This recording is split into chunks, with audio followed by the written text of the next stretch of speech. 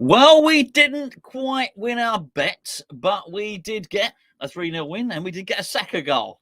So I guess we were sort of halfway towards our bet in that sense, weren't we? We didn't have, oh no, we had a Harry Kane goal. Oh, we did better than I thought. All we were missing, in fact, was a Harry Maguire goal and a Mendy sending off. Anyway, there you go. So that finished England 3, Senegal 0. In the end, very comfortable, particularly the way the team were playing out time at the end. But it wasn't comfortable all game. Certainly not. In fact, there was there was a lot of bum squeaking going on. There's a lot of squeaky bum. And that really was, I think, to do with the England defence, which I thought was quite shocking. And when I say shocking, if there's two things that you consider Harry Maguire and John Stones to be, they are ball playing central defenders, aren't they? They don't feel comfortable on the ball, really good in possession. But time after time, they just seem to be either passing it to the Senegalese players or distributing the ball so poorly that they were putting their England teammates in jeopardy every time. A lot of hospital passes going on. Basically, a lot of time we were inviting pressure upon ourselves. There were a couple of times I felt where Harry Maguire dribbled it out of defence unnecessarily and got caught. Now, I'm only giving this as mitigation because it's very easy to come on here and just be absolutely thrilled with the 3-0 win, and I am. I'd go as far as to say I think I've got a bit of World Cup fever now. I'm really pleased with what I've seen. However, at the start, it wasn't difficult. For half an hour, that was a tricky game for England. It started off with a lot of systematic fouling. It has to be said. Jude Bellingham, in particular, was targeted. And do you know what? I don't blame him. He's a phenomenon. I think he is just a magnificent footballer. I will tell you now, a lot is going to be made in the build-up to England-France. A lot is going to be made about Kylian Mbappe, and rightly so. However, England really do have their own superstar player in Jude Bellingham, who I just think is sensational. Whoever signs him from Borussia Dortmund, I think you're going to be getting the best central midfield player in the world. That's what he'll be. In the next 2 or 3 years, Jude Bellingham will be the best central midfield player in the world. Absolutely outstanding. So he was systematically fouled at the start. I felt the referee and his officials grew into the game. I thought they were a little bit out of their depth at the start. A lot of fouling going on. But England were quite naive. As I said, the defending I thought was quite poor, particularly from the two centre-backs. And I felt we invited pressure upon us. We had to rely on Jordan Pickford on a couple of times. One occasion, excellent save from Pickford. The tactics were weird. But it shows how much I know. I've made a load of notes here, which I'm referring to now. It shows how much, clearly Gareth Southgate knows far more about football than I do, because I was looking at it. There were times I was looking at England, and it was almost like Declan Rice was the only central midfielder, because Bellingham and Henderson were wide. Well, in fact, Henderson almost had a free role. And I was looking at it, I think, if you're going to give a midfielder a free role, why haven't you given it to Maddison? Why haven't you given it to Foden? Why haven't you? I thought that would have made more sense. Play Foden in the free role, and then whatever, play Rashford from the start or something like that. I was a bit flummoxed as to why Bellingham and in particular Henderson were playing so wide so often, and particularly to see Rice there on his own, which made it really difficult for England, particularly when the centre-backs are surrendering the ball. The centre-backs start giving the ball away cheaply, and our central midfielders were wide and high up the pitch. It was quite odd. I also felt that that Foden was not involved in the game, particularly for that first half hour. Obviously, he was going to go on to be very involved in the game. I thought he was too wide. I noticed in the build-up to the game, and build-up to the last game, actually, Gareth Southgate was pains to point out that Foden doesn't play in central attacking midfield for his club. That's why we play him wide. So it was basically that's where he plays for his club. Not that wide, to be fair. He really doesn't. He plays a little bit more tucked in, almost like a left inside forward. However, I thought he was very wide today. So for the first half hour, it wasn't great for all the reasons that I've just described. But then we got a very, very good goal indeed. Wonderful pass by Kane. I thought Kane did go on to score. We'll get to that in a bit. I thought Kane was unplayable today. I thought he, as I mentioned, we're going to be talking about Mbappe a lot. How are England going to cope with Mbappe? And those are really good, pertinent questions. I don't know. I think he's going to cause us real problems. But I think in Bellingham, and in particular the way Kane drops deep, I think France have got their own set of problems to deal with. Kane dropped deep, played a ball down the left wing to Bellingham. Made a really nice run, Bellingham, but I thought there were quite a lot of bodies in there, so I thought he did really well to pick his pass out. A sort of side-footed pass. Went into the box, and basically in the centre forward position, if you like, or near enough to it, was Jordan Henderson. So that's what I mean. It goes to show how much I know. I was very, very suspicious of the positioning of the central midfielders in the first half hour, but actually there he was, Henderson on the left wing. Bellingham on the left wing, Henderson in a sort of centre forwards position. Finished it really nicely with his left foot. Henderson did. Really calm. He's right-footed, obviously. Really calmly slotted home with his left foot. I've got to say, was really good technique, actually. And I mean, he was all over the place. So much so, when you look at his age as well, I do wonder, even though he was substituted, I do wonder if he's going to be, if Southgate wants, I presume Southgate wants to play him. Is he going to be able to play him in the next game? He's doing so much running around, so much pressing, so much closing down. But that was 1-0. A goal from Henderson. Really, really good goal. As I say, from Kane dropping deep to Bellingham's run, Bellingham's pass, and then Henderson's finish. Very, very good goal. That was it, really. From that point on, Senegal were never, ever, ever back in the game, and England was to go on to score a second goal quite quickly afterwards. This time it was, well, I'm telling you now, this was a really, really good goal by Kane, and it was that man Bellingham again. This time in central midfield, more sort of central defensive midfield. We'd been defending.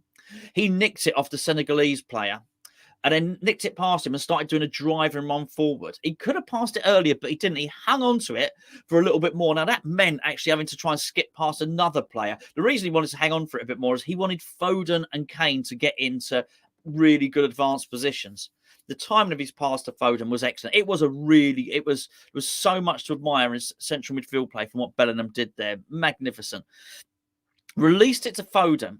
So easy at this point for any player to be indulgent and take, try a little flourish, take a dribble. He didn't have time for any of that, Foden. What he had to do is he had to play the pass quickly. He had to do it first time, no indulgence at all. He had to almost flick it on straight away, because if he'd have taken any time at all and taken another touch, Kane would have been offside. Flicked it through to Kane. Kane ran through on goal and just struck it really, really well with his instep. Firm, hard, fast, fruity, past Mendy in the goal. And that was 2-0 just before half time. Just a great strike, excellent strike from Kane. Perfect little touch from Foden. But the run from Bellingham and the driving run and the pass from Bellingham, I mean, excellent. Just obviously involved in both goals at that point. Bellingham. Second half, we're just in control. England are in full control of that game. We were going to go on and we were going to go on and score a third goal. This time from Saka. This was really good. I thought it was a great run and cross from Foden, by the way. This time down the left-hand side, just skipped past his player and made a really good run.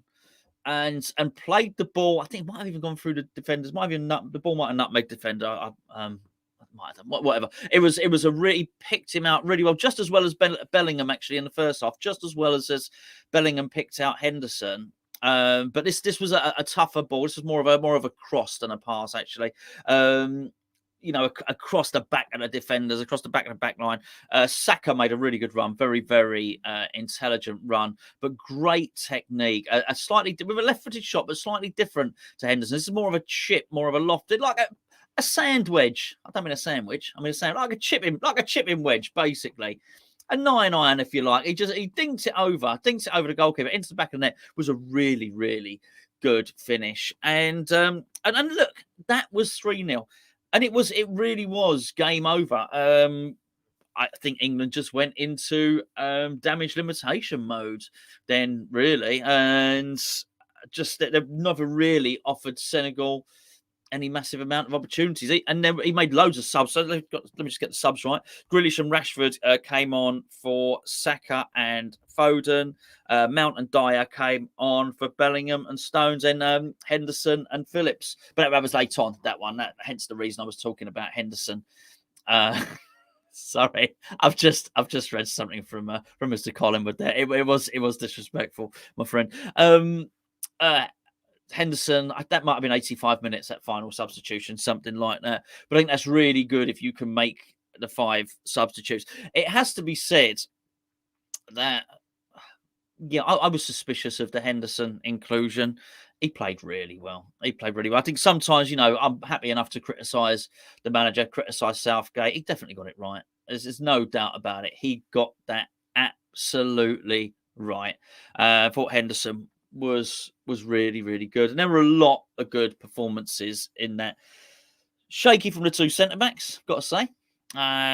We'll deal with all that stuff ahead of the France game. We'll be doing other videos ahead of that, and we'll talk about that. There's plenty to be worried about from a defensive point of view with England, even though we kept a clean sheet. That being said, I thought Luke Shaw looked good in moments. I thought Pickford's made an outstanding save in that game, by the way. Walker, going to be interesting, actually. That is going to be really, really interesting, him against Mbappe. Dare I say it? I don't think he looks fully fit. I guess there's nothing particularly controversial about that. When I say fully fit, he doesn't look fully fast. He doesn't look as rapid as he can do, Walker. So slightly concerned about that, because he is going to have to be at his very best to deal with that. Anyway, there you go. So I've spoken enough about the France game. We'll deal with that. Let's just deal with this, because let's be fair, that was last 16 in the World Cup, and that deserves all the praise in its own right. To win in the last 16 3-0 is good. It is impressive. There's no doubt about it. Our own Declan Rice, I thought he played well. I thought he played well, but I think it's so difficult when you've got, number one, you're left on your own a lot, particularly in those first 30 minutes. I almost think that's when he was at his best, actually, because Henderson had sort of deserted and gone wide right, and Bellingham had sort of deserted and gone wide left, which was obviously part of the tactics, almost double up in wide areas. Weirdly, it didn't sort of stop Senegal being able to attack us in wide areas, which it really should. I was thinking at one point, you had Foden, Bellingham, and Shaw on the left, and they still got down there. I thought, hold on a second, how's that happened? Anyway, I thought Rice did a lot of good defensive work in that first half an hour.